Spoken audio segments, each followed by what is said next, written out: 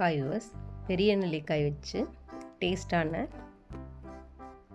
Jelly, amla jelly எப்படி செய்யலான்னு பார்க்கலாம் வாங்க. நல்லா பெருசாக இது போல் பெரிய நெல்லிக்காயை வாஷ் பண்ணி எடுத்து வச்சுக்கோங்க.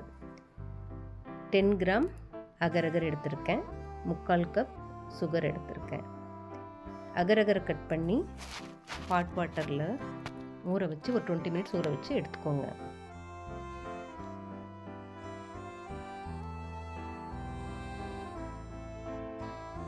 நெல்லிக்காயை இது போல் அதில் இருக்க கொட்டைகளை நீக்கி எடுத்து வச்சுக்கோங்க. இந்த நெல்லிக்காய் பல்போட ஒரு 1/4 கப் வாட்டர் விட்டு மிக்ஸி ஜாரில் போட்டு நல்லா பேஸ்ட்டாக அரைச்சி எடுத்துக்கலாம்.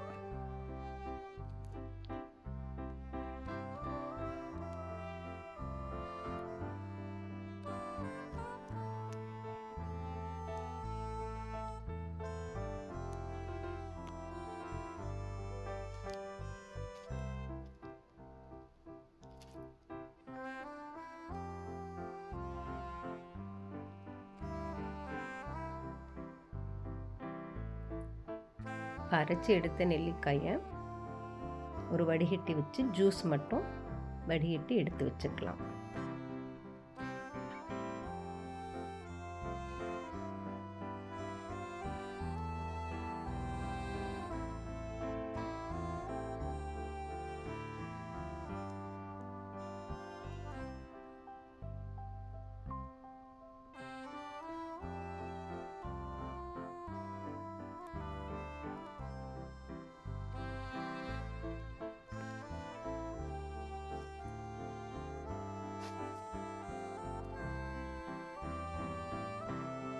இந்த நெல்லிக்காய் ஃபைபரை கூட கோதுமாவை போட்டு சப்பாத்தி கூட போட்டுக்கலாம். அது ரொம்ப டேஸ்ட்டாக இருக்கும். இப்போ எடுத்து வச்ச இந்த நெல்லிக்காய் ஜூஸை வச்சு அகர்கர் வச்சு நம்ம ஆம்லா ஜெல்லி எப்படி செய்யலான்னு பார்க்கலாம். இப்போ ஒரு பேன் வச்சு பேனில் ஊற வச்ச அகரகரை போட்டுக்கோங்க. ஒரு 1/2 கப் வாட்டர் இதோட ஊற்றி அகரகரை நல்லா கரையிற மாதிரி மீடியம் ஃப்ளேமில் வச்சு நல்லா சூடு பண்ணிக்கோங்க.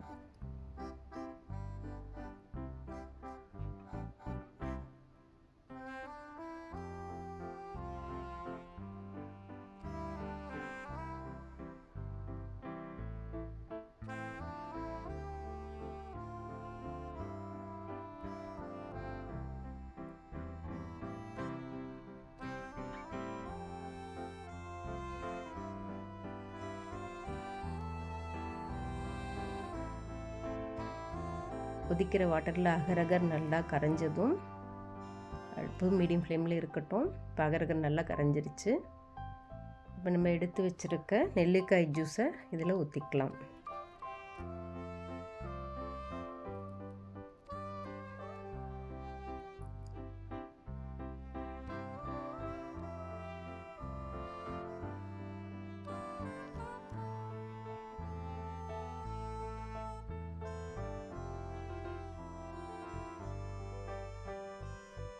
நெல்லிக்காய் ஜூஸும் அகரகரும் நல்லா மிக்ஸ் ஆகிற மாதிரி நல்லா கலக்கி விடுங்க.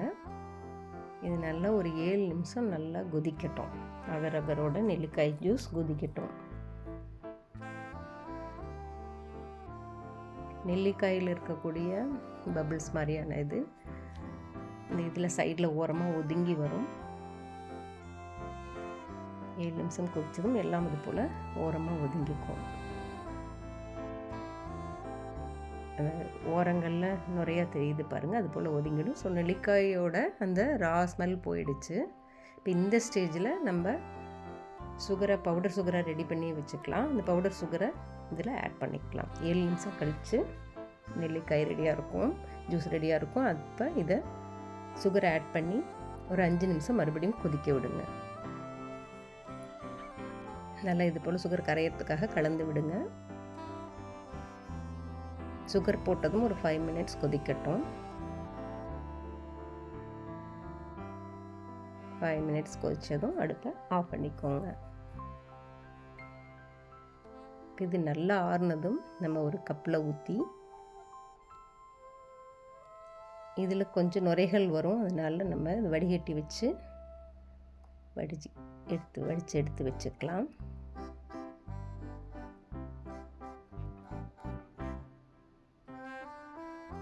இந்த மேலே மிதந்திருக்க பபுள்ஸையும் ரிமூவ் பண்ணிக்கோங்க.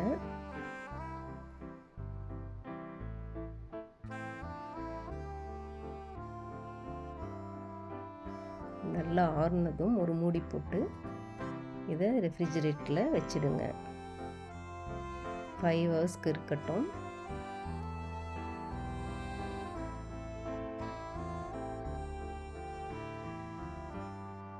இப்போ 5 ஹவர்ஸ் கழித்து நம்ம ஆம்லா ஜெல்லி ரெடி ஆகிடுச்சு. இது இனிப்பு, புளிப்பு, லைட்டான ஒரு துவர்ப்பு சேர்ந்து சாப்பிட்றதுக்கே நல்ல டேஸ்ட்டாக இருக்கும். ஸ்வீட் கிரேவிங் இருக்கிற நம்ம இது போல்